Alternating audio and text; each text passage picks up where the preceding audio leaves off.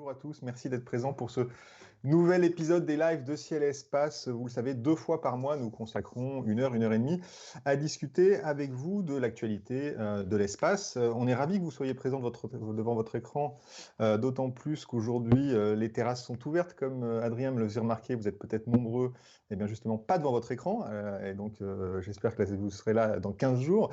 L'émission est en direct, c'est l'occasion d'échanger avec vous, et aujourd'hui sont autour de la table virtuelle Philippe Pénaré-Jos, qui est par là, voilà. Bonjour à tous. Bien visé. On n'est pas au Bien café, visé. ouais. Adrien Denel qui est ici, oui, j'arrive. Non, là, bravo. c'est Guillaume. Là. Non. Ah non, Guillaume est là, pardon, Guillaume C'est moi. Langlin. Donc, Salut. C'est les nouvelles sphères là qui le nom est écrit. perturbent. Et puis Adrien Denel à la technique, à qui on doit ces magnifiques boules de Noël sur fond de galaxies qui filent vers je ne sais où. Un thème Adrien astral. nous parlera aussi peut-être d'ailleurs des jeux, des Twitch consacrés aux jeux spatiaux qu'il anime sur cette chaîne Twitch. Alors on va commencer aujourd'hui par quelques questions reçues sur les réseaux sociaux. Marion notamment sur Twitter nous demande est-ce qu'il y a des trucs sympas à voir ces jours-ci dans le ciel avec ou sans télescope.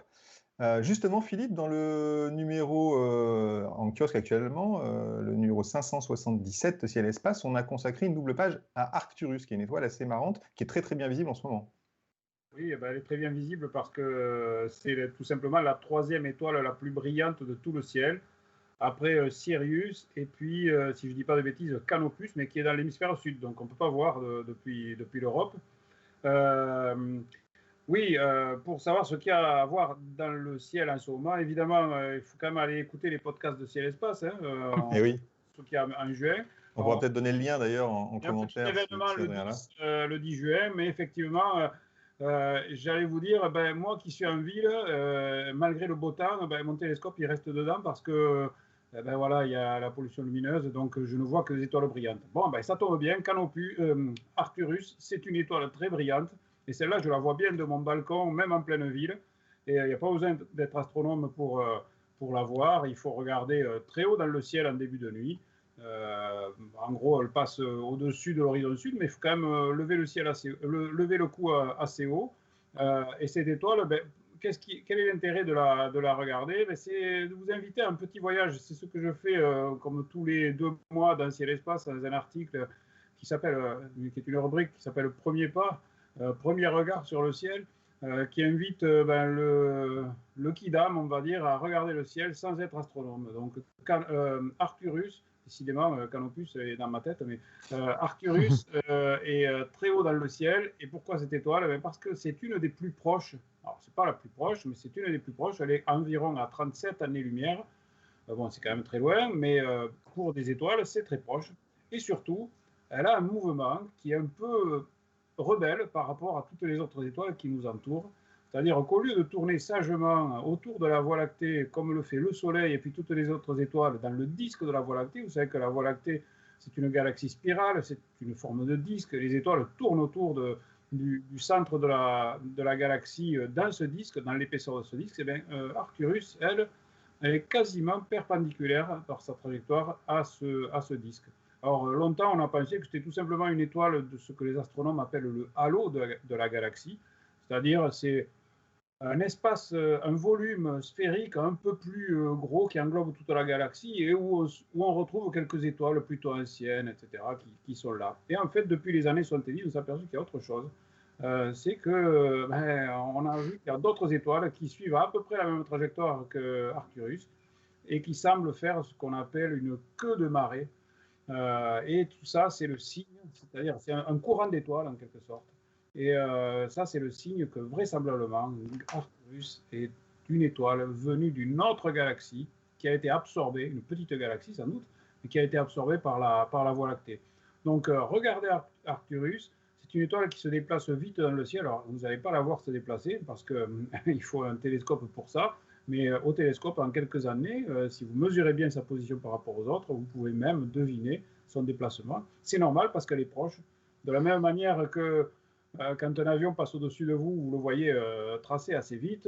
Quand il est à l'horizon, même s'il va à 1000 à l'heure, on a l'impression qu'il se déplace lentement. Mais c'est pareil, les étoiles, c'est la même chose. Donc Arcturus est proche. se déplace pas spécialement vite, mais comme elle est proche, on la voit se déplacer assez vite. Donc ça vaut le coup de regarder, si vous êtes en ville ou à la campagne, cette étoile en songeant. Et puis lisez l'article, parce que vous verrez, je creuse à chaque fois et je ramène quelques petites informations qui permettent de raconter l'histoire des astres. Donc ça, c'est Donc une belle étoile à voir en ce moment. Je te confirme. Oui, je te confirme, Philippe, parce que hier soir, j'ai observé depuis un parc parisien avec un EV-scope, et c'est effectivement la première étoile que j'ai vue à la nuit tombée, Arcturus. J'étais assez fier, d'ailleurs, je l'ai reconnu du premier coup. Oui, et d'ailleurs, pas très loin d'Arcturus, à mi-chemin vers... pour le téléphone. Qui doit s'appeler, je ne sais plus, qui est dans le Corcaroli, peut-être. À mi-chemin d'Arcturus et de cette étoile-là, c'est en grosso modo en direction du bas de la Grande Ourse. Ben, regardez, si vous avez une paire de jumelles, cherchez, musardez un peu au hasard, je vous en dis pas plus, et vous verrez peut-être une petite tache floue assez ronde, et ça c'est un amas globulaire qui s'appelle M3, qui est un des plus beaux amas globulaires, c'est une mini-galaxie en quelque sorte, qui tourne autour de la nôtre. Ça aussi c'est à regarder, et même en ville c'est jouable, donc on peut regarder un objet au moins du ciel profond très facilement. Il n'y a pas besoin de... voilà, même sans carte. J'avoue que quand j'observe, c'est épisodiquement, et donc d'une fois sur l'autre, je ne me rappelle pas forcément où se retrouvent les astres. J'ai parfois la flemme d'aller chercher dans les cartes, donc je sais que c'est en gros par là, et aux jumelles, je retrouve assez facilement M3. Donc faites pareil, et vous aurez la surprise de voir cet amas globulaire qui est la lumière cumulée de plusieurs centaines de milliers d'étoiles agglutinées comme ça dans une mini-galaxie proche de la nôtre. Et je salue Anna Alter qui nous a rejoint sur le Twitch et qui nous demande pourquoi il n'y a que des hommes qui causent. Mais alors Anna, il faudra venir discuter avec nous d'astronomie, avec plaisir. On aura peut-être bientôt l'occasion de le faire d'ailleurs. Émilie Martin, qui est journaliste à Ciel Espace, n'est pas là aujourd'hui malheureusement avec nous. Et voilà, c'est la raison pour laquelle il y a beaucoup d'hommes effectivement autour de la table virtuelle ce soir. Bonsoir à Dvassaju aussi d'ailleurs, qui vient d'arriver, qui fait des revues d'actu scientifique. On en discutait avec Guillaume justement, et qui est un lecteur de Ciel Espace maintenant. Salut Dvassaju, merci d'être là. Donc on a répondu à la première question. Non, on n'a répondu pas tout à fait, Marion, sur Twitter. Donc qu'est-ce qu'il y a à voir de sympa? Il y a une éclipse partielle. Je vais peut-être faire une petite annonce quand même. Le 10 juin, vous savez peut-être qu'il y a une éclipse partielle de soleil, enfin partielle en France. Elle sera annulaire dans le nord du Canada. Donc malheureusement, on n'aura pas d'envoyé spécial dans la région. En revanche, l'éclipse sera partielle à peu près, je crois, à peu près 20%, voire 25%, je crois, dans le nord-ouest de la France. Et on vous concocte un direct Twitch avec le planétarium Ludiver qui est dans la Manche et qui nous fera un direct avec une observation du Soleil. Et sans doute aussi d'ailleurs, on aura aussi quelqu'un, Patrick Pelletier, qui est membre de l'Association française d'astronomie, qui sera à Vichy, lui. Et on pourra essayer de montrer évidemment ce qu'on voit du Soleil à Vichy et dans la Manche. Et vous verrez qu'on ne voit pas exactement la même chose puisqu'on ne sera pas au même endroit sur la planète. Et donc on fera un petit Twitch sur cette éclipse. L'éclipse, c'est le matin. Ouais, 10h50, rendez-vous à 10h50. Le premier contact est vers 11h à peu près. Le maximum vers midi. Donc on commencera à 11h moins 10 sur Twitch, sur Facebook et sur YouTube. J'ai regardé la prévision météo pour l'instant, au moment où nous parlons, est bonne pour l'ensemble de la France, et donc y compris pour l'Udiver. Donc on aura sans doute des belles images au télescope, mais chacun où vous serez, vous pourrez, tout en écoutant notre live, regarder vous-même. Mais pour ça, il faut... alors ça, c'est un vieux filtre, je ne sais plus si on les trouve, ces filtres-là, mais il faut absolument regarder toutes les phases de l'éclipse sans exception, et le Soleil sans exception, avec un filtre... certifié qui protège la vue, sinon on risque des lésions irréversibles. Donc n'oubliez pas, surtout si vous voulez regarder l'éclipse, de ne pas utiliser des dispositifs qui sont bricolés ou dont vous ne savez pas le degré de protection. Il faut quelque chose de certifié parce que la brûlure de l'œil quand on regarde le soleil, même avec un filtre, ça ne fait pas mal. Il y a des UV et des infrarouges qui passent, on ne les sent pas, mais après il est trop tard. Donc vraiment faites attention si vous voulez observer l'éclipse. Il faut observer l'éclipse, mais il faut l'observer avec quelque chose qui protège vraiment. Voilà, et puis on donnera toutes les méthodes pour observer l'éclipse sereinement à ce moment-là. Donc rendez-vous jeudi, jeudi prochain, dans une semaine exactement. Voilà, donc pour le reste des observations, effectivement, je vous renvoie au podcast de Ciel et Espace, qu'on enregistre tous les mois, les éphémérides, où on raconte un petit peu ce qu'il y a à voir sur le ciel. On passe à la question de Jack Bauer, toujours sur Twitter. Alors, il nous a posé plein de questions très intéressantes à chaque fois. Je commence par la première. Quand le JWST sera-t-il lancé? Alors, ça, c'est la question à 100 milliards d'euros, non, 10 milliards de dollars. Donc, Philippe, il y a eu une conférence de presse récemment de l'ESA. Il n'y a pas grand-chose de nouveau. On a eu quelques inquiétudes sur un report éventuel du lancement. Cette fois-ci causée par Ariane 5. On en est où là? Il faut savoir que juste concernant la date de lancement, elle était annoncée fin octobre. Et pour l'instant, maintenant, c'est pas plus tôt que le 31 octobre. Donc c'est toujours fin octobre, mais c'est une fenêtre de lancement qui s'ouvre et qui, aux dernières nouvelles, s'étend jusqu'à début décembre. Donc il y a peut-être un petit report parce qu'effectivement, il y a eu sur les deux derniers lancements d'Ariane 5, un problème de vibration au moment de séparation de la coiffe. Un problème qui n'était pas là avant. Donc l'ESA et Ariane Espace sont en train de travailler. J'ai lu des informations comme quoi le problème était sans doute résolu, mais il va falloir s'en assurer et ça ne sera pas avant la mi-juillet où doit avoir lieu le prochain lancement d'une fusée Ariane 5. Et si à ce moment-là c'est validé, les gens de la NASA, du JWST veulent qu'il y ait au moins 4 mois qui s'écoulent entre ce lancement réussi, on va dire, et le JWST. Donc vous voyez que mi-juillet, ça fait mi-août, mi-septembre, mi-octobre, ce sera plutôt mi-novembre. Pourquoi 4 mois du coup? C'est pour se laisser le temps. Vous savez, le JWST, c'est un télescope spatial qui devait coûter 800 millions de dollars, qui a coûté en réalité 8 milliards de dollars, il a quoi? Il a 10 ans de retard à peu près par rapport, oui, c'est ça, il doit être lancé facilement, oui. Plus que ça. Donc maintenant tout est prêt et la NASA, c'est clair, c'est un peu son cauchemar. C'est l'objet qui lui donne des sueurs froides. Émilie Martin, qui n'est pas là aujourd'hui, avait interviewé Zurbuchen, qui est le numéro 2 de la NASA, et qui lui avait dit que ce qui l'empêchait de dormir, c'était le JWST. Donc la NASA ne veut prendre aucun risque avec cet instrument. Et donc, il faut avoir le temps d'avoir le retour du vol d'Ariane, de s'assurer que tout va bien à bord. Et il devrait y avoir entre le lancement de juillet et celui de novembre ou de toute fin octobre, un autre lancement entre-temps.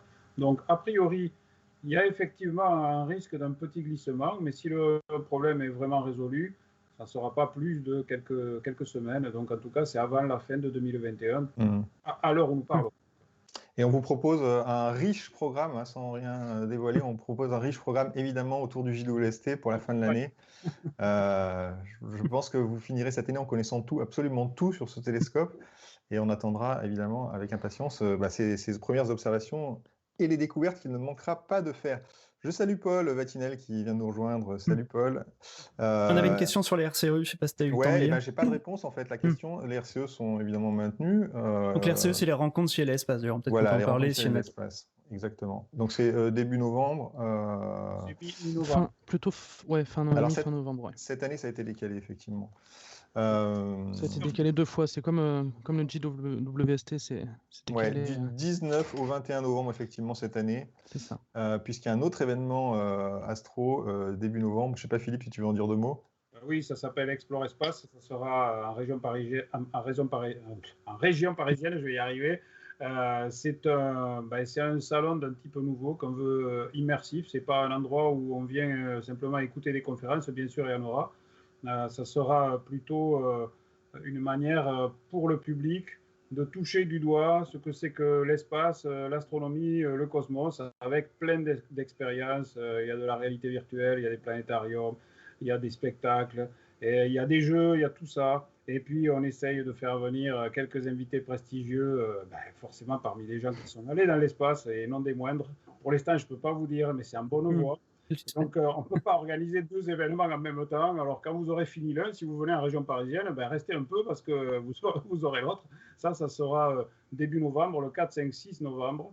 Ça se passera pas très loin de la Porte d'Orléans à Montrouge. C'est pas à Paris, c'est juste en banlieue parisienne, mais c'est à un jet de pierre du périphérique. Et sur une ligne de métro, hein, c'est très facilement accessible. C'est une des plus trépidantes de la capitale, on va dire. Donc, c'est facile d'accès, c'est pas très loin d'Orly. Bon, il ne faut pas prendre l'avion, prenez le train, mais enfin, c'est très accessible. Voilà. Ok, on passe à la deuxième question très intéressante de Jack Bauer. Je ne sais pas si on les fera toutes. Elle concernait l'imbroglio SpaceX Blue Origin. Guillaume, tu peux peut-être nous rappeler ce qui se passe en ce moment? Et la question, c'était est-ce que cet imbroglio avec la NASA implique-t-il un nouveau retard pour Artemis, donc le programme d'exploration lunaire? Qu'est-ce qu'on peut dire de ça, Guillaume? Oui, je peux donner quelques réponses. Donc, qu'est-ce qui se passe en ce moment, comme tu me le demandais? Donc, il y a quelques semaines, la NASA a choisi parmi 3 candidats quelle entreprise allait envoyer,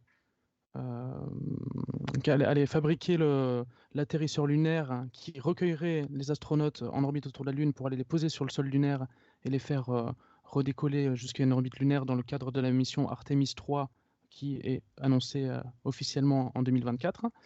Elle a choisi un seul de ces 3 candidats, elle a choisi SpaceX. Les 2 autres ne sont pas contents, c'est Blue Origin et Dynetics, et ont en gros fait soumettre une forme de protestation. Alors je ne connais pas très bien administrativement quelle forme ça peut prendre, mais en gros ça accuse la NASA de ne pas avoir respecté, de ne pas avoir sélectionné SpaceX dans les règles qu'elle s'était fixées au début de ce concours-là.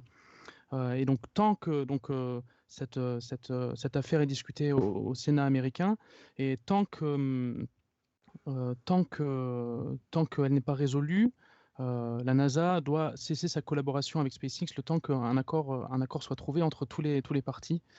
Et ça pourrait laisser penser que des retards vont survenir dans le développement de cette mission Artemis 3, qui doit, je le rappelle, être la première à rapporter des humains sur la Lune depuis Apollo 17. En réalité, SpaceX n'a pas demandé cette sélection vient avec un chèque de 2,9 milliards de dollars sur 4 ans. SpaceX n'a pas demandé d'avance pour développer sa part de la mission. Donc en fait, SpaceX est assez autonome et continue à avancer de son côté. Donc les débats, l'imbroglio, comme tu le décrivais, David, ne vont pas être la cause nécessairement d'un retard qui prolongerait la date d'atterrissage sur la Lune au-delà de 2024. En revanche, au vu du profil complexe de la mission qui impose, je le rappelle, si vous le savez ou pas, mais de faire le plein de carburant en orbite terrestre dans des Starship de l'entreprise SpaceX qui sont des vaisseaux énormes. C'est une manœuvre qui n'a jamais été réalisée, en tout cas à telle échelle de taille, et SpaceX n'a encore jamais rien démontré à ce niveau-là, donc ça va prendre du temps. Et en fait, le choix de SpaceX par la NASA, il est un petit peu paradoxal dans un sens, parce qu'un des arguments que la NASA a avancé, c'était elle a dit au Sénat, vous nous avez donné que 800 millions de dollars cette année pour ce programme lunaire, spécifiquement. Nous sélectionnons la seule entreprise sur les 3 qui rentre dans ce budget, parce que 2,8 milliards de dollars sur 4 ans, vous divisez par 4, ça fait à peu près 800 millions par an.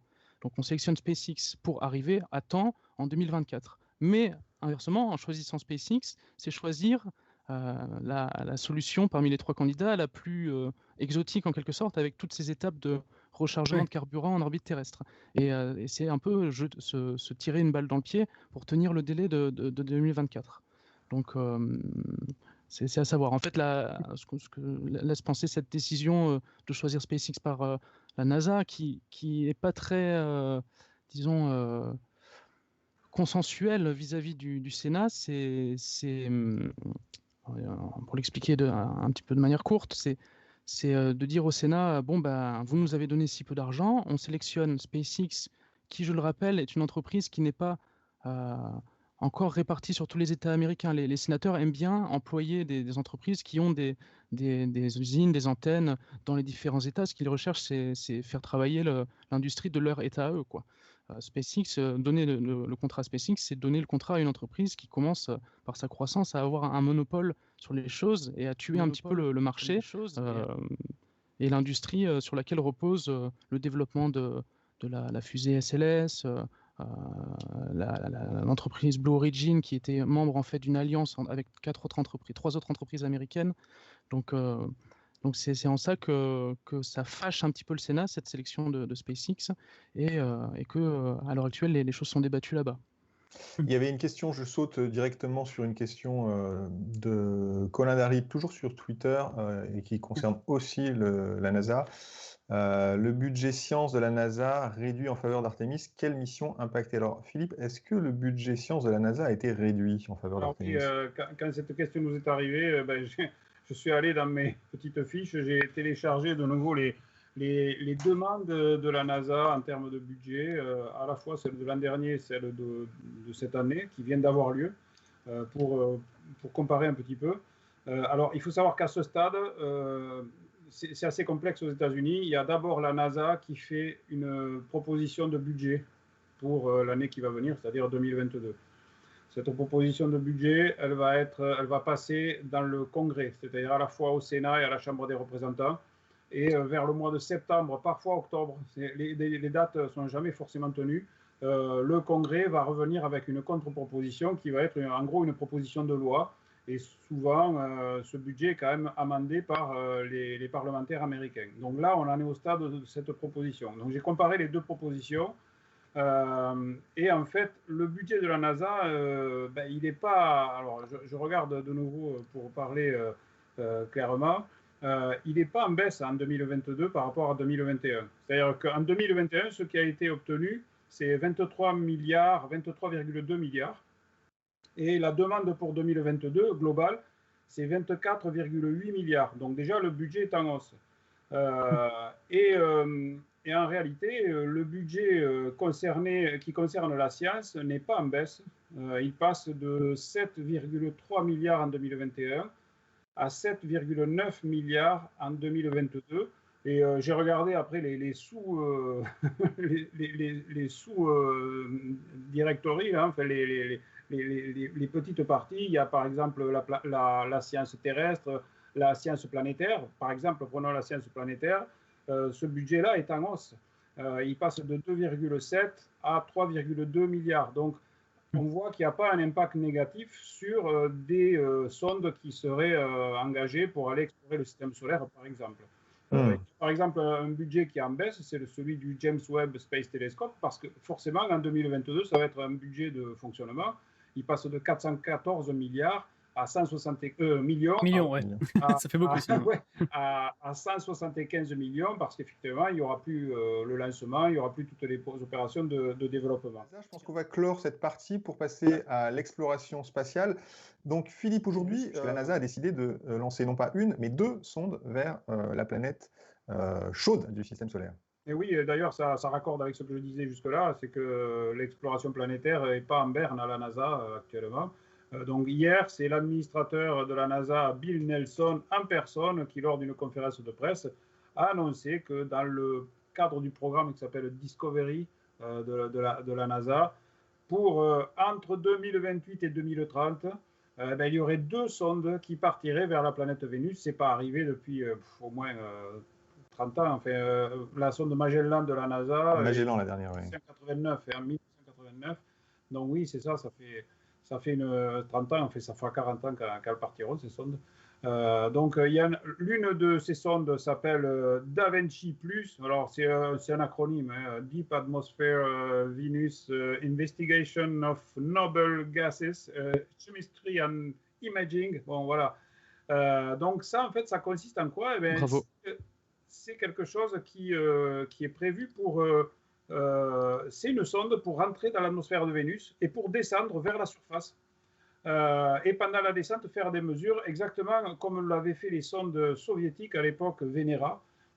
qui descendait sous un parachute et qui mesurait la pression, la température, la composition de l'atmosphère. Mais là, en plus, il y aura un imageur radar qui prendra des cartographies de la surface d'une zone évidemment réduite, mais entre 5 km d'altitude et la surface, ce qui va donner une résolution sans précédent sur Vénus. Parce que je rappelle que la sonde de Magellan, qui a cartographié Vénus, pareil avec un radar, mais depuis l'orbite, avait une résolution de l'ordre de plus de 130 mètres, entre 130 et 250 mètres. Ça veut dire que chaque pixel faisait cette taille-là. Donc, c'était quand même, c'est bien à l'échelle d'une planète, mais ça ne permettait pas de voir énormément de détails.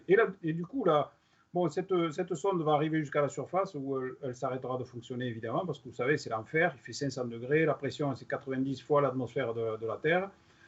Mais ça devrait donner des informations incroyables sur la surface et sur l'atmosphère. Et puis la deuxième sonde s'appelle Veritas. Je vous passe l'acronyme, vous pourrez aller le lire dans l'article de Ciel et Espace. Et là, c'est un orbiteur à la manière de Magellan avec un radar qui va transpercer les nuages pour faire la cartographie. Et cette fois, je vous parlais de la cartographie de Magellan, ça sera une résolution de 15 à 30 mètres au lieu de plus de 120 mètres. Donc on voit un gain énorme qui va permettre évidemment aux géologues d'avoir une meilleure interprétation de ce qu'ils voient, de faire ce qu'ils appellent de la géomorphologie, c'est-à-dire de la géologie à distance, mais avec une échelle plus réduite. Donc ils vont apprendre beaucoup de choses et surtout, peut-être, on verra si des choses ont bougé depuis l'époque de Magellan, on verra s'il y a des volcans qui sont actifs, ce qui est fortement suspecté par des observations qui avaient été faites par une sonde européenne, parce que la NASA n'est pas revenue depuis 30 ans sur Vénus, mais entre-temps, il y en a d'autres qui sont allés. C'est l'Europe avec Vénus Express, qui s'est arrêtée en 2014, décembre 2014, et c'est actuellement le Japon avec Akatsuki, qui observe essentiellement l'atmosphère et pas la surface. Donc voilà, on va avoir... Il y a Lionel Russe qui dit qu'il y a aussi la sonde PSP. PSP. Non plus, on n'est pas. PSP, alors là, il faut qu'on note parce que j'en ai pas entendu parler. La console, mais le. Ouais.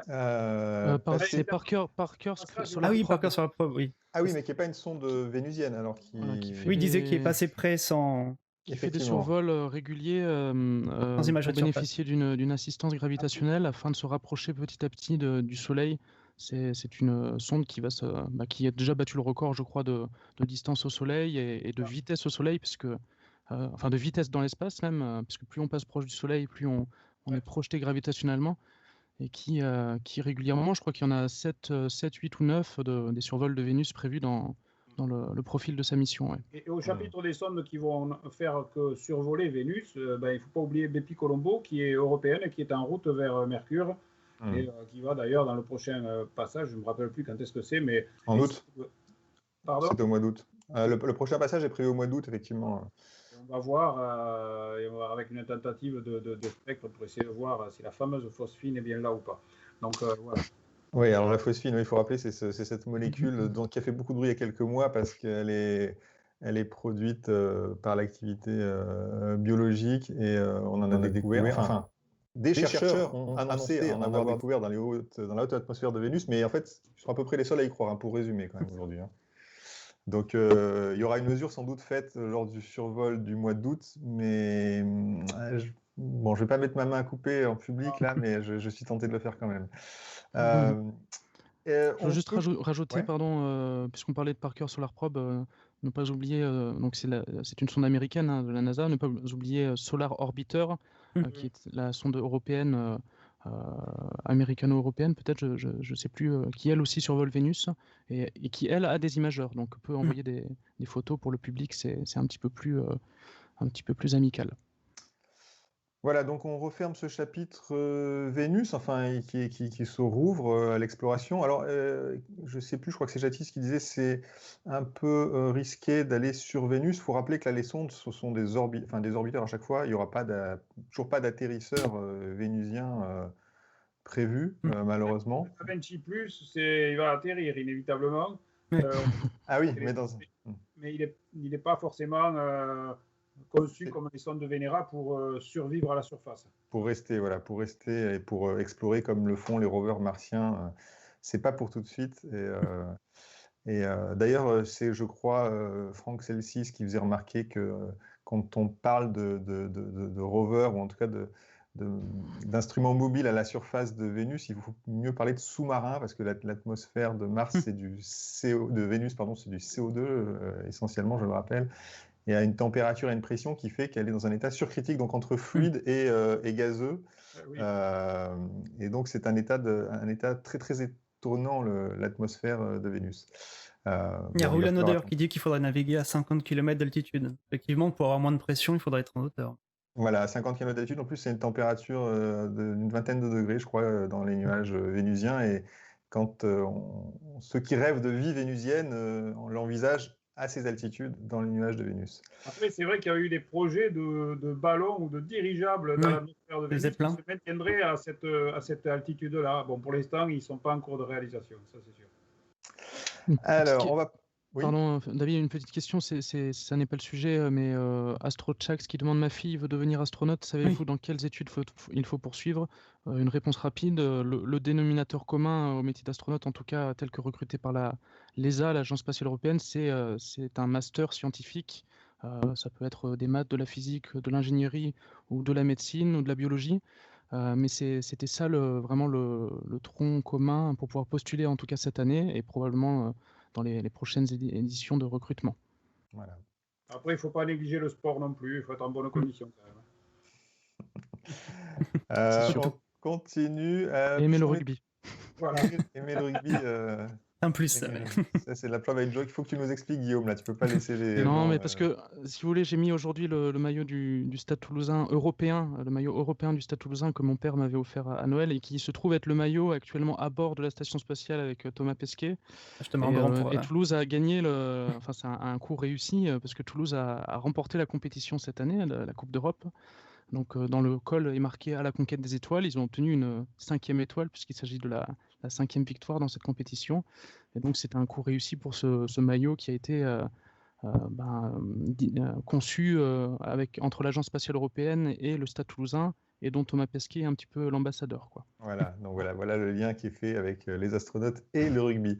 Je vais garder la parole si vous le permettez, puisque comme on parle des articles du site web, je vais mentionner un article que je n'ai pas écrit d'ailleurs, mais qui a été écrit par Isabeau Bertrix, que je salue si elle nous regarde, qui fait un stage avec nous et qui interviendra bien sûr à un moment ou à un autre sur ce Twitch. En 2 mots, une découverte quand même très intéressante de vapeur de métaux dans l'atmosphère des comètes. Donc c'est un article qui a été publié il y a une semaine ou deux, le 27 mai, sur le site de Ciel Espace, que je vous invite à aller lire.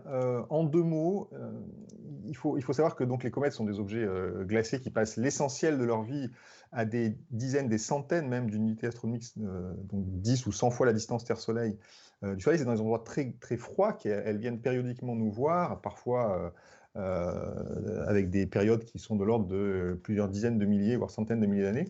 Et ce qui est très étonnant, c'est qu'une équipe emmenée par Emmanuel Jehin, qui est à l'université de Liège, s'est rendu compte, un peu par hasard au départ, il faut le dire, que dans l'atmosphère, donc la chevelure des comètes, il y avait des métaux, des vapeurs de métaux, donc des atomes de fer, de nickel en particulier, sous forme gazeuse. Et c'est extrêmement étonnant parce que, si vous avez déjà vu du fer ou du nickel, vous savez que ce n'est pas quelque chose qui se vaporise très facilement. Le fer à dissout, c'est ça? Pardon? Le fer à dissout.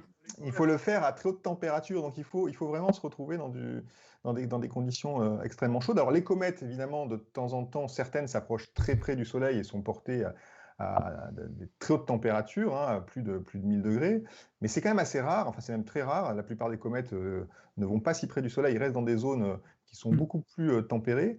Et donc l'équipe s'est rendu compte que sur les comètes qui sont passées dans notre secteur, enfin qui ont été observées sur ces 20 dernières années, toutes systématiquement, même celles qui ne sont pas approchées à plus de 500 millions de kilomètres du Soleil, toutes présentaient ces vapeurs métalliques. Donc, déjà, il y a de quoi intriguer les chercheurs. Pourquoi des vapeurs de métaux? Il faut des températures très hautes pour les produire. Et ce qui est le plus intéressant, évidemment, une fois qu'on s'est posé la question, une fois qu'il y a cet étonnement de cette observation inattendue, l'explication, il faut chercher l'explication, et celle que propose l'équipe est extrêmement intéressante. Bon, je ne vais pas raconter dans le détail, il faudra lire l'article et l'interview d'Emmanuel Jehin qui l'explique lui-même mieux que moi-même, évidemment. Mais ce qui est quand même intéressant, c'est qu'il font l'hypothèse qu'il y aurait à la surface des comètes des composés, alors ne fuyez pas, le nom est un peu compliqué, mais des composés organométalliques, c'est-à-dire des molécules qui sont composées de carbone, d'oxygène, donc des molécules qu'on trouve sur les comètes et qui sont celles qui se subliment très facilement et qu'on s'attend à voir, hein, des fameuses molécules organiques. Mais certaines de ces molécules sont liées à des molécules de fer, c'est ça un composé organométallique. Et il se trouve que ces molécules sont extrêmement intéressantes, et notamment en ce qui concerne l'origine de la vie. Il y a certains chercheurs qui travaillent sur le sujet de l'origine de la vie, qui pensent que les composés organométalliques auraient joué un rôle important. Donc c'est un indice supplémentaire du rôle qu'auraient pu jouer les comètes. Et je trouve que c'est assez merveilleux, puisque c'est encore une fois une observation qui a été faite au départ un peu par hasard, parce que c'est très difficile de détecter la signature spectrale, la petite émission de lumière de ces molécules, enfin de ces atomes de fer et de nickel. Mais quand on les cherche, vraiment, parce qu'on imagine qu'elles sont là, alors qu'avant on ne les cherchait pas simplement parce qu'on n'imaginait même pas que c'était possible. Quand on les cherche, on les trouve systématiquement, et ça nous dit des choses très intéressantes sur les comètes, et donc David, c'est le début d'une histoire. quand tu dis ça nous donne un indice du rôle qu'auraient pu jouer les comètes dans l'apparition de la vie, du coup, j'imagine que tu veux dire. Oui, un indice supplémentaire, c'est-à-dire qu'effectivement... Tu fais allusion donc à cette thèse selon laquelle les comètes qui étaient beaucoup plus nombreuses, il y avait beaucoup plus de trafic dans le système solaire il y a 3,5-4 milliards d'années, qui est à peu près la période à laquelle la vie est apparue sur Terre, auraient bombardé la Terre allègrement en apportant ces composés utiles dans le développement de la vie, c'est ça ? Dans la question de l'origine de la vie, effectivement, la question qui se pose, c'est... alors, on sait que dans les comètes, il y a des molécules riches en carbone, hydrogène, oxygène, azote, des molécules qui, en fait, ensuite sont incorporées dans le vivant et qui sont principalement celles qu'utilise le vivant, avec d'ailleurs quelques composés métalliques, justement, d'où l'intérêt de cette découverte. La question est de savoir si les molécules complexes ont été apportées via les comètes, parce qu'il y a des molécules assez complexes quand même dans ces objets, qui sont encore une fois des espèces de congélateurs, ou est-ce qu'elles ont été fabriquées par la tectonique des plaques, enfin l'activité géologique de la Terre elle-même. Donc il y a vraiment deux grands courants de pensée parmi les gens qui ne sont pas des astrophysiciens mais des spécialistes de l'origine de la vie. Il y a ceux qui considèrent que sans doute ça nous vient... il y a eu un enrichissement en molécules qui viendrait effectivement des comètes, et aussi en partie d'ailleurs des astéroïdes qui ont bombardé la Terre. Et puis d'autres qui pensent que non, tout ça s'est fabriqué petit à petit de façon intrinsèque sur la planète. La première option que tu décris implique que ces molécules complexes ne peuvent se former à l'origine que loin de l'étoile, c'est-à-dire là où les comètes se forment, où il y a beaucoup d'eau, où il y a... Oui, en tout cas, voilà, il faut des conditions. Il faut des conditions particulières pour former des molécules complexes. Celles dont on parle, des molécules carbonées, elles sont formées dans des conditions où il faut quand même de l'énergie, mais après elles sont stockées pendant très longtemps dans ces comètes. Si on se rapproche trop du Soleil, tout ça est vaporisé, tout ça est détruit.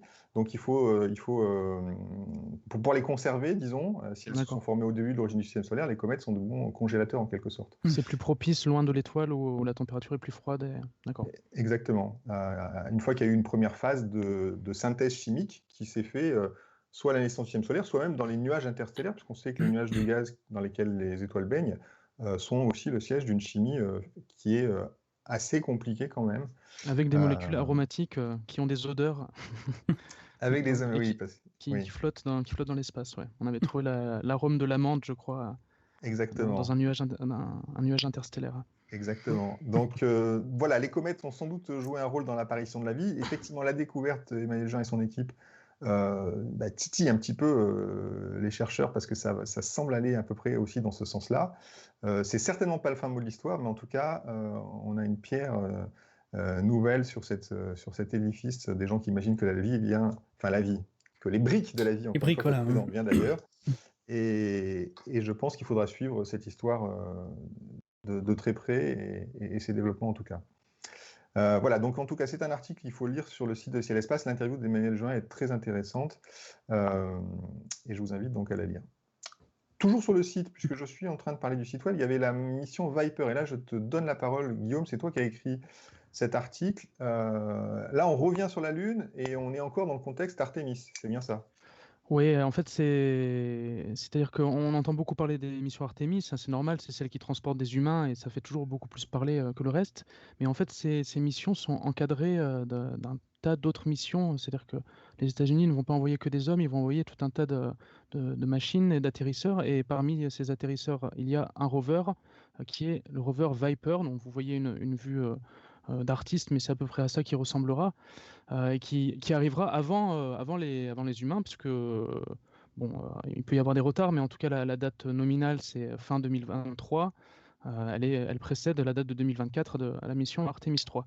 Et donc il atterrira au pôle sud de la Lune. C'est la première fois qu'on ira explorer cette zone-là. Sa taille, c'est à peu près la taille d'un Spirit ou d'un Opportunity sur Mars, donc une taille un petit peu intermédiaire. Et son rôle, alors on l'a surnommé à Ciel et Espace le sourcier lunaire, puisqu'il a des équipements pour créer une cartographie de l'eau en surface, de la glace d'eau, hein, c'est à l'état solide sur la Lune, en surface et dans les premières dizaines de centimètres sous la surface. Il faut savoir que le pôle Sud, c'est une destination un petit peu particulière, puisqu'il y a à la fois un éclairage plus ou moins permanent, en tout cas qui un petit peu comme au pôle de notre planète à nous, hein, où le jour peut rester pendant plusieurs mois sans nuit au pôle Sud selon les saisons et au pôle Nord selon les saisons inversées. Sur la Lune, c'est un petit peu pareil. Donc il y a des zones qui sont en permanence éclairées, et ce qui est utile pour un rover comme ça, recouvert de panneaux solaires, hein. Il n'aura pas de pile au plutonium ou au polonium comme les autres rovers qu'on a pu envoyer dans le système solaire, et c'est le seul d'ailleurs à ne pas avoir de système de chauffage nucléaire, enfin en tout cas nucléaro-électrique. Là c'est du 100% électrique, mais également, donc il y a du jour longtemps, mais il y a également des zones qui sont en permanence dans l'ombre, parce que le soleil est en incidence rasante, et il y a des zones qui sont dans l'ombre des reliefs cratérisés, dans des nuits quasi permanentes ou permanentes, même pour certains endroits, où l'eau, du coup, la glace d'eau qui existe, n'est jamais chauffée et peut perdurer indéfiniment comme ça à l'état solide. Et donc c'est cette eau-là qu'il va explorer. Moi, cette mission, je l'ai trouvée intéressante pour deux points. Alors déjà, je la connaissais pas avant de traiter cet article, j'en avais jamais entendu parler. Mais pour deux points qui sont les suivants. Le premier point, donc c'est comme on le disait un petit peu tout à l'heure, c'est que c'est l'une des très nombreuses missions lunaires qui vont arriver. On ignore qu'en 2022 et 2023, il y a 6 contrats d'atterrisseurs lunaires signés par la NASA avec des partenaires privés. Là, l'entreprise qui doit...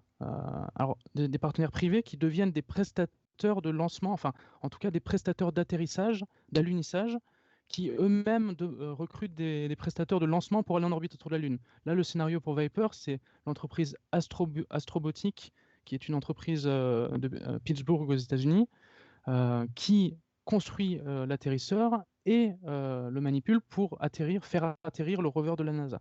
Donc la NASA délègue cette tâche-là, un petit peu comme elle avait délégué le transport d'humains jusqu'à l'ISS à SpaceX. Et Astrobotic demande à la Falcon Heavy de SpaceX de mettre Viper sur son atterrisseur à elle en orbite lunaire. Donc on a un petit peu ce contexte où, comme pour son programme COT de ravitaillement de la station spatiale par des sociétés privées, donc il y en a deux, c'est SpaceX et je ne sais plus l'autre, mais les deux vaisseaux, c'est la Dragon, qui n'est pas la Crew Dragon, et la Cygnus, ce sont les cargos qui vont ravitailler l'ISS. Comme pour le programme CCP, le Crew Commercial Program, il y a Boeing et SpaceX, donc il y a déjà SpaceX qui envoie des humains sur l'ISS, et Boeing devra le faire avec sa Starliner si tout fonctionne bien dans les prochaines années. Il y a ce programme qui s'appelle CLPS, Commercial Lunar Payload Service, sponsorisé par la NASA, avec 9 entreprises privées américaines, parmi lesquelles 6 contrats ont déjà été signés pour des atterrissages en 2022 et 2023. Et il y a certains atterrisseurs qui vont transporter des dizaines et des dizaines de de petits instruments scientifiques et même de petits rovers. J'ai vu des designs de petites araignées qui marchent sur le sol lunaire. Enfin, il y a vraiment des choses assez exotiques et qui devraient voir le sol lunaire à différentes zones dans pas trop longtemps. Donc c'est intéressant Voilà. parce qu'on se rend bien compte que la marche forcée de la NASA vers la commercialisation, en tout cas, elle fait entrer les acteurs privés clairement dans ces activités spatiales. On a l'impression que, enfin c'est pas une impression, mais je crois que ça a même été clairement dit par les administrateurs successifs de la NASA. Ils sont en train de déléguer aux acteurs privés tout ce qui concerne finalement l'orbite basse et même, il semblerait, une partie du trajet, enfin en tout cas vers la Lune, pour se concentrer sur quoi? L'homme sur la Lune, ça reste la NASA. Et puis, en fait, tout ce qui est Mars, ça reste la NASA. Là, on n'est pas encore sur les acteurs privés. Pour se concentrer sur les étapes suivantes de l'exploration spatiale, c'est-à-dire une fois que vous êtes délesté de vos responsabilités dans des choses que vous estimez les entreprises capables d'entretenir d'elles-mêmes, et une économie se créer, alors c'est pas encore le cas sur la Lune, mais ça va peut-être pas tarder, eh bien vous pouvez focaliser vos efforts sur l'étape suivante et aller plus loin. Et au fil de cette aventure technologique, eh bien, la NASA joue son rôle d'incubateur technologique, c'est le rôle d'une agence de favoriser l'émergence de nouvelles technologies desquelles peuvent se saisir les entreprises locales du territoire américain dans le cas présent. Et oui, le deuxième point de cette mission qui est particulier, c'est que c'est assumé, ce qui est assumé, c'est que la mission Viper, donc comme je vous le disais, va faire la cartographie de l'eau qui est une ressource lunaire. Donc, ce il y qui a est une exploitation derrière qui est Ce qui est assumé, c'est qu'on annonce c'est une mission qui pose la pierre de guet, enfin les premières pierres en tout cas, d'une exploitation in situ des ressources lunaires avec un marché privé du coup. fantasmé encore pour l'instant, mais c'est assumé. C'est un marché qui pourrait, un marché de l'eau notamment, si on imagine un marché de l'eau, donc ça serait de l'eau pour étancher la soif des astronautes sur place, mais ça ne fait pas un marché. Mais si du tourisme spatial voit le jour en orbite autour de la Terre, par exemple, ou en orbite lunaire, il faudra bien abreuver ces personnes-là sans envoyer continuellement de l'eau. L'autre utilisation de l'eau, c'est quand même le carburant aussi. Le carburant, oui. Ce à quoi j'allais en venir, c'est effectivement ça, c'est le carburant. Si on veut aller plus loin, alors le carburant, donc l'eau c'est H2O, on peut en extraire de l'hydrogène et de l'oxygène qui peuvent servir de carburant à certains moteurs de fusée, pas tous, mais certains choisissent cette recette-là. Et c'est une solution. C'est ce qui est prévu pour Mars aussi, de toute façon. Pour faire du carburant directement sur Mars aussi, il y a des plans en tout cas plus tard, en tout cas pour les colonies martiennes, d'aller près des zones d'eau pour pouvoir justement faire des ravitaillements facilement. Oui, pour extraire l'hydrogène seulement dans ce cas-là. Il me semble. Parce que, enfin, ça dépend de la recette. Comme je disais, SpaceX utilise du méthane. Donc, SpaceX veut créer du méthane et non hydrogène et oxygène. Il n'a pas besoin de. Oui, ces fameux moteurs Raptor fonctionnent avec du méthane et pas du tout. Il y a besoin souvent d'oxygène qui sert à réagir avec soit de l'hydrogène en effet, mais ça peut être du kérosène ou autre deuxième carburant. Les Raptors, les Raptors font réagir du méthane et de l'oxygène. J'ai vu une question là qui est posée sur le chat. SpaceX, est-ce que SpaceX doit faire le TLI? C'est quoi le TLI? Translunar Injection, il a dit.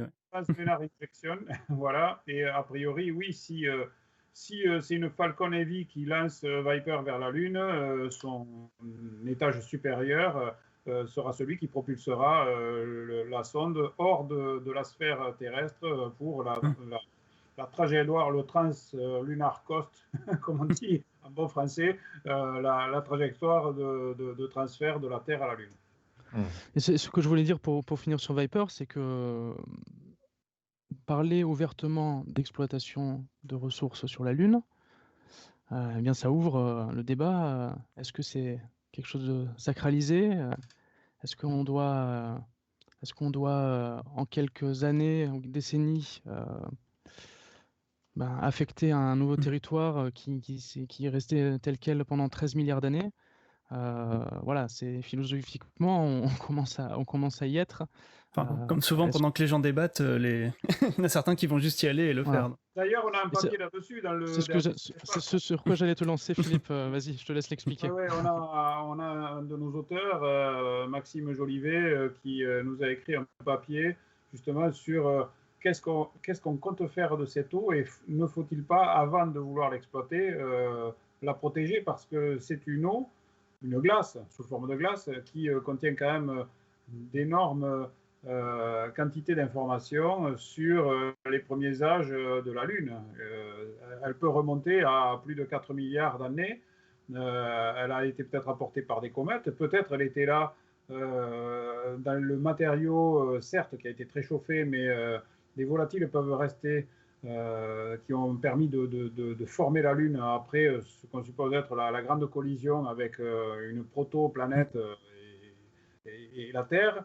Donc cette eau-là, en arrivant sur la Lune, par exemple, avec des moteurs, chaque fois qu'on fait fonctionner un moteur pour freiner et pour se poser en douceur, comme l'ont fait les astronautes d'Apollo à l'époque, eh bien on injecte une atmosphère autour de la Lune, puisque vous savez qu'il n'y a pas d'atmosphère autour de la Lune, mais du coup le dégazage d'un moteur, ça fait une atmosphère qui, elle, va se condenser et va venir peut-être polluer cette glace.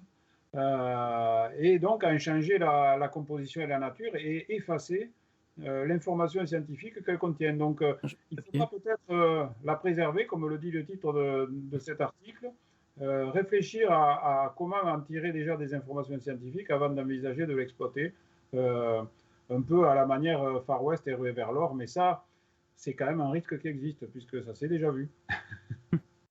C'est de l'eau un peu périmée, non, dit Chevelstar 29. Et la question se pose d'autant plus, Philippe, que l'exploration lunaire à laquelle on va assister les prochaines années, c'est vraiment, on n'envoie pas un radeau d'explorateurs découvrir un nouveau monde, quoi. On envoie une flottille de petits navires qui vont s'installer petit à petit. Et du coup, voilà, le nombre d'atterrissages, d'alunissage risque d'être démultiplié. Et l'effet que tu as décrit de pollution par la création d'atmosphères, de micro-atmosphères successives, en sera décuplé. Et oui, c'est une installation type base antarctique, alors c'est-à-dire permanent, quoi. Écoutez, on approche quand même gentiment de 19h, on a quand même encore d'autres sujets à traiter. J'aimerais bien qu'on parle de cet article du journal, puisqu'on est dans le journal, consacré à l'observation visuelle assistée. Alors Philippe, c'est Jean-Luc Dauvergne qui a écrit cet article. Est-ce que tu peux en dire deux mots? D'ailleurs, ça bouclerait sur les questions de Marion au début de cette émission à propos de ce qu'il y avait à voir dans le ciel de Saint-Pas. Jean-Luc a voulu faire le point sur ces instruments d'observation visuelle assistée. Tu peux nous dire en deux mots d'ailleurs de quoi il s'agit? Oui, alors on n'a pas trouvé de meilleur terme pour le dire que observation assistée ou augmentée, observation visuelle assistée ou augmentée, parce que ce sont différents dispositifs, il n'y en a pas qu'un seul. Hein. Jean-Luc, dans son article, a fait un peu le recensement de tout ce qui existe à ce niveau-là. C'est tout ce qui permet en fait d'amplifier la luminosité des astres et de les observer en direct. Alors, il y a des dispositifs qui ressemblent davantage à des dispositifs plus classiques de prise de vue, comme avec des caméras CCD. En fait, c'est de la photo qu'on aurait instantanée.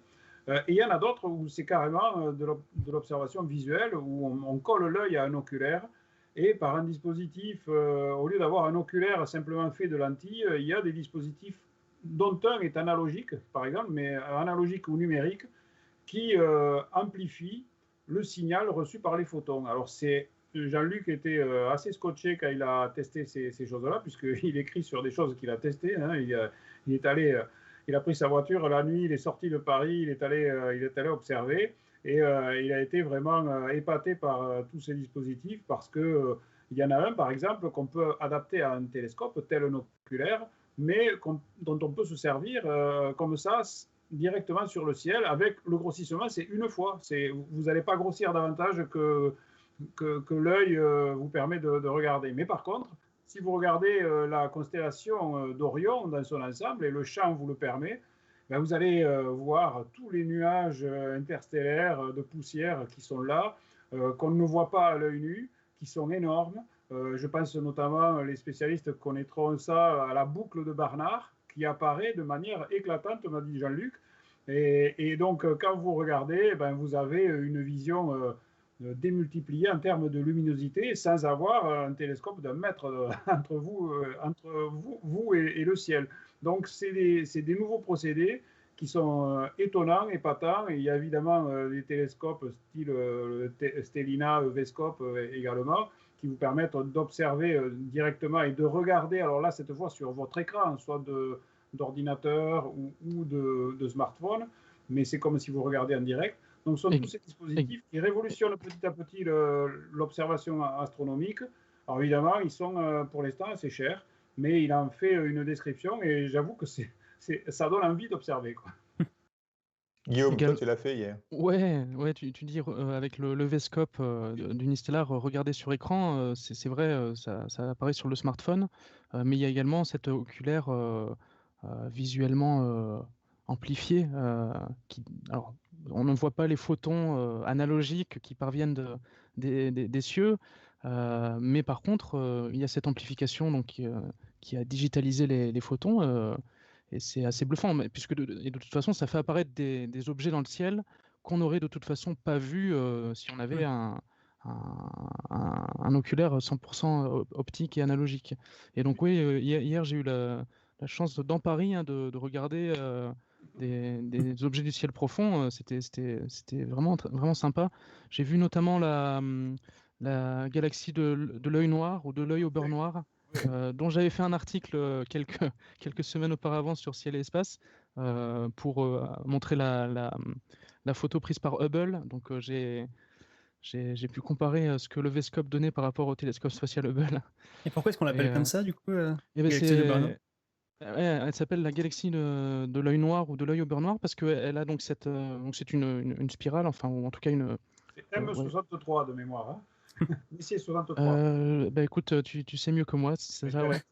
Elle a une vaste frange, un tiers de sa taille en gros, qui comporte un nuage de gaz interstellaire qui bloque toute forme de lumière. Donc ça fait vraiment comme une grosse cerne sombre, et ça évoque un œil au beurre noir ou quelqu'un qui a très mal dormi, quoi. Ouais, et j'ai vu c'est M64, mais c'était... Ah zut, c'était pas loin. C'est pas loin. Et à l'Evescope, on voit clairement cette tache sombre. Hein. C'était assez beau. Voilà, Messier 64. Ouais, voilà, pardon. Non, je t'en prie. Non, mais donc c'était simplement pour inviter les gens qui nous regardent à aller lire cet article pour se faire une idée sur cette observation visuelle assistée. Voilà, c'est dans le dernier numéro de Ciel et Espace. On en a parlé il y a 15 jours. On ne reviendra pas ce soir sur le Big Bang.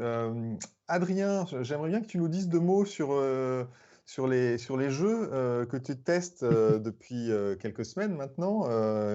Ça fait 3 éditions, oui. 3 éditions. Alors, raconte-nous un peu ce que tu fais. La semaine dernière, tu as testé Outer un jeu Wilds. qui a l'air assez drôle, d'ailleurs. Voilà, c'est ça. Donc, c'est un petit concept que j'ai fait. Je peux vous montrer là rapidement, mais on va mettre le son. Mais c'est juste pour présenter des jeux. Voilà, la semaine dernière, par exemple, j'avais fait... on appelle ça les jeux Ciel et Espace. Donc voilà, c'est moi qui aime beaucoup les jeux vidéo, et du coup, il y en a certains sur le chat, d'ailleurs, Extroxima ou Castoulet Cosmique, que j'ai découvert. Ils nous ont découvert, d'ailleurs, qui ont découvert la chaîne grâce à ça. Alors, on a une quand même idée venir éditoriale quelques assez claire. personnes. Théoriquement, ça doit quand même avoir un rapport avec les thèmes qu'on traite. C'est avec l'espace. Alors celui-là, oui, j'avoue que là, j'ai montré une partie où on voit pas trop l'espace, mais voilà, c'est un jeu qui se passe dans un petit système solaire façon Petit Prince. C'est vraiment un jeu génial, hein. Celui-là, je le conseille. Je le conseille de revoir la vidéo, elle est toujours en ligne sur Twitch. Et donc voilà, oui, c'est juste un petit concept d'émission où j'essaie de vous présenter, en fait, toutes les 2 semaines, en alternance avec l'émission d'actualité, un jeu spatial. Donc, on a déjà fait quoi? Kerbal Space Program et Qu'on ne qui a présente été plus. le premier, Surviving Mars. Donc voilà, le prochain, ça devrait être Mars Horizon. Donc, on s'amuse avec ça. Avec ces histoires et tes articles qui traitent de jeux vidéo dans Ciel et Espace, tu as réussi à faire vendre une PlayStation à un de nos lecteurs. Ah oui, j'ai vu ça. J'ai vu passer ce message.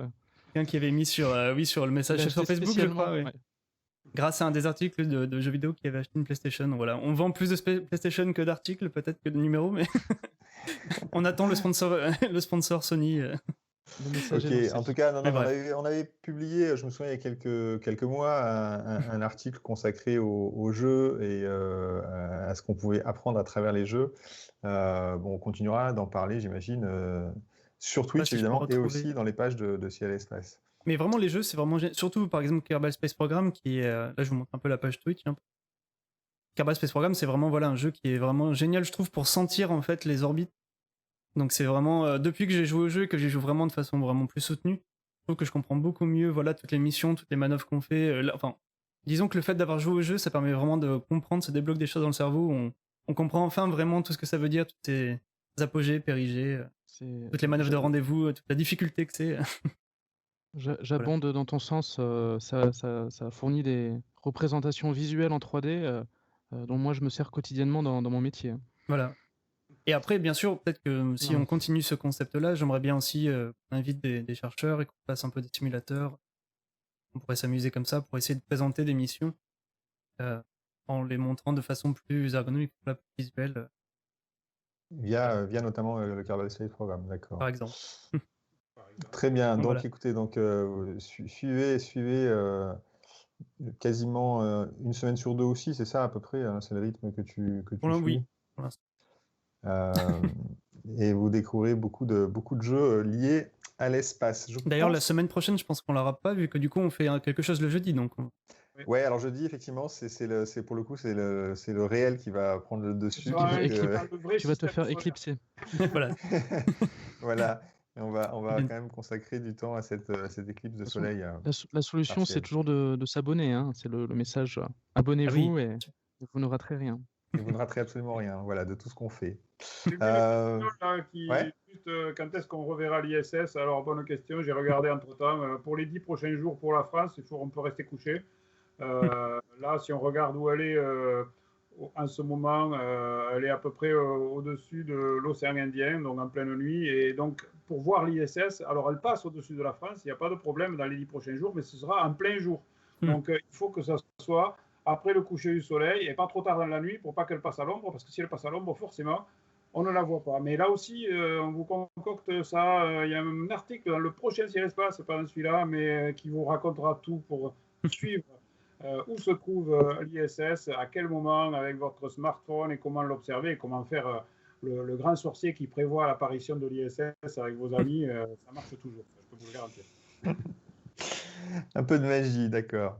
Eh ben, on a à peu près terminé cette émission, je pense. Donc, on vous donne rendez-vous jeudi prochain, donc 10h50. Hein, ne manquez pas ce rendez-vous pour suivre l'éclipse. Alors, vous pourrez évidemment aussi regarder par la fenêtre. Hein, il ne s'agit pas de remplacer l'observation directe avec des lunettes spéciales éclipse ou alors par d'autres méthodes. On discutera de tout ça pendant le Twitch, justement. Si vous êtes dans le sud-est de la France, vous ne verrez pas grand-chose, autant vous le dire tout de suite. L'éclipse sera très, très partielle. Si vous êtes dans le nord-ouest, ce sera beaucoup plus intéressant. Et donc, si vous êtes dans le sud-est de la France et que vous voulez voir quelque chose quand même, eh bien, regardez le Twitch de Ciel Espace et vous verrez, vous vous transporterez comme ça dans la Manche et vous verrez le ciel depuis le planétarium de l'Udiver. Elle est observable depuis le sud-est, mais c'est vraiment discret. Donc, vous aurez à avoir un télescope parce qu'à l'œil nu, ça va être une toute petite échancrure sur le bord du soleil, Oui. ça va être subtil. Donc, à Menton, c'était 2%, il me semble. Oui, 2%, c'est 2% de disques recouverts. Voilà, donc on vous transportera dans des régions où c'est plutôt 25%, ce sera plus spectaculaire. Je signale en 2 mots qu'on a une page Tipeee, vous pouvez soutenir toutes nos actions numériques, alors les Twitch, les podcasts notamment, à travers cette page si vous le souhaitez. Peut-être mettre le, je vais mettre le lien, oui, pardon. Ouais. C'est vrai que avec l'ordinateur qui s'est éteint, j'ai tout perdu. Non Ah oui, notre souci technique nous a mis dans la panade. Mais c'est pas très grave, écoute. Sachant que pour ceux qui nous suivent sur Twitch, si vous vous abonnez à Tipeee, enfin si vous faites un don même d'1 euro, on vous donnera un badge VIP. Ça peut motiver. Ah oui, c'est vrai, ouais, effectivement. Alors, je sais pas si j'arrive à le mettre. Est-ce qu'il est passé le lien? Et on l'a déjà fait. Alors est-ce qu'il est passé Peut-être qu'on... Là c'est bon. On le mettra en description de vidéos sur YouTube, je pense. Voilà, ouais, bien sûr, bien sûr. Bah écoute, je pense qu'on a terminé. Tu voulais lancer un raid, Adrien, pour finir Bah oui, on n'a jamais vraiment fait. Alors, il y a Space Explorer Whitney, par exemple, qui est une vulgarisatrice spatiale, on peut aller voir. Elle est en train de suivre du coup la mission de SpaceX. On peut en dire 2 mots peut-être pour. Il y a un C'est lancement vrai. dans 22 minutes Ah voilà. au Kennedy Space Center avec une fusée Falcon 9 de SpaceX qu'on ne présente plus, qui donc va revenir se poser sur une barge, etc. Mais qui va lancer une capsule Dragon. Alors c'est une cargo Dragon, il n'y a personne à bord, il y a du fret et il n'y a pas n'importe quoi dans cette capsule cargo Dragon. Il y a des nouveaux panneaux solaires pour la Station spatiale internationale. Et c'est Thomas Pesquet qui les attend parce que lui va devoir sortir dans l'espace en scaphandre pour aller les installer un peu plus tard, d'ici quelques semaines. Donc voilà, c'est aux alentours de 19h, je crois que c'est 19h31 le lancement. Et donc il y a déjà Dans une vingtaine de minutes. Live et qui retransmettent ça. Donc allez voir, allez voir. Vous avez un lancement de fusée pour finir cette séance, c'est super. Je vois quelqu'un qui dit à ce propos, c'est un peu dommage de faire vos lives en même temps que Science et Avenir. J'ai envie qu'on précise quand même qu'on les faisait à cette heure-là avant eux. Hein, donc c'est eux qui ont fait en même temps. C'est Avenir qui fait les lives en même temps que nous. Donc, on salue nos confrères de Science et Avenir qui ont choisi le même horaire que nous, mais c'est pas grave. Ceux qui aiment l'astronomie savent quelle chaîne il faut suivre. Et je rappellerai que donc ce lancement de SpaceX, c'est un lancement qu'on aime parce qu'il y a des lancements de SpaceX qu'on n'aime pas.